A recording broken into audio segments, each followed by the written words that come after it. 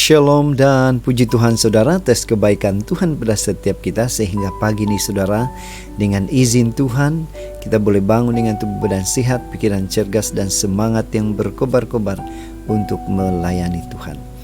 Untuk memulai renungan kita, mari kita berdoa.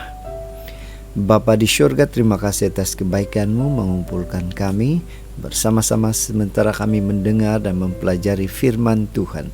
Dalam nama Yesus kami berdoa. Amin. Saudara dan saudari yang dikasihi dalam Kristus, tajuk renungan kita pada pagi ini ialah Tuhan tetap setia memelihara. Benarkah? Bagaimana kita boleh merasakan pemeliharaan Tuhan ini? Firman Tuhan di dalam buku Yunus 2 ayat 7 mengatakan, "Ketika jiwaku letih lesu di dalam aku, teringatlah aku kepada Tuhan, dan sampailah doaku kepadamu ke dalam bait-Mu yang kudus." Saudara, jika kita membaca bacaan kita hari ini di dalam buku Yunus pasal 2 ayat 1 sehingga 10, ini merupakan doa kesyukuran Yunus di dalam perut ikan.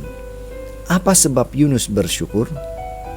Saudara, jika kita membaca buku Yunus keseluruhannya, banyak mukjizat Tuhan yang telah terjadi di dalam hidupnya.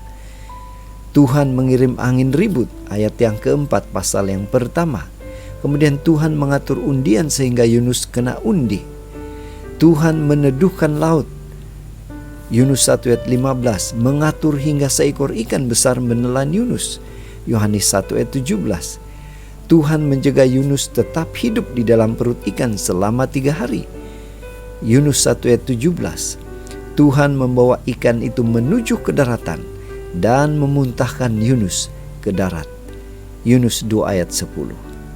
Saudara, satu hal yang menarik dan menjadi salah satu mukjizat luar biasa yang terjadi dalam hidup Yunus ialah mukjizat pertobatan di dalam Yunus 2 ayat 7.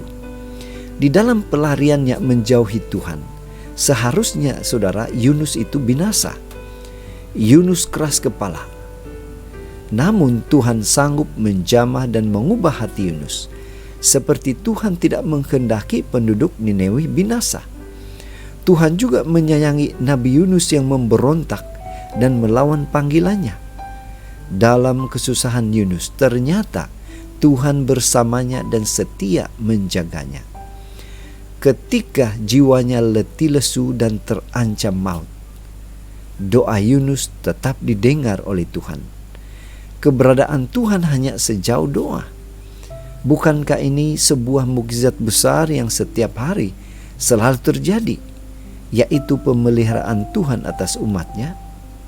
Saudara, luar biasa bagaimana baiknya Tuhan menjaga, tetap setia menjaga atau memelihara kita. Dia selalu menjaga agar umatnya tidak jatuh dan binasa. Saudara, apa aplikasi, apa pelajaran yang kita boleh pelajari dari Yunus pasal 2 ini? Saudara, sadar atau tidak, sikap Yunus adalah cerminan nyata sikap kebanyakan orang Kristen, termasuklah saudara dan saya.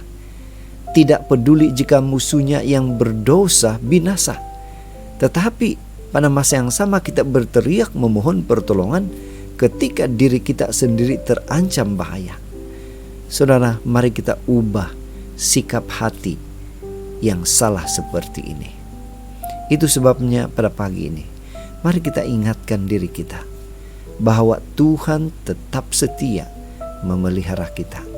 Maka dengan itu, janganlah kita keraskan hati untuk merespon akan kebaikan atau pemeliharaan Tuhan kepada kita.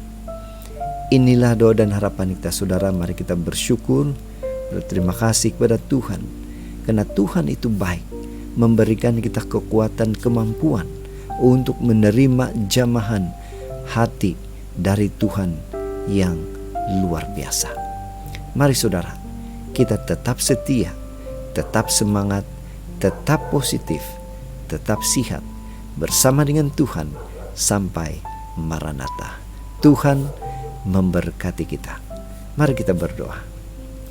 Bapa di syurga, sekali lagi kami bersyukur, berterima kasih atas kebaikan-Mu, karena memberikan pengertian pada kami bagaimana begitu baik Tuhan tetap setia menjaga kami.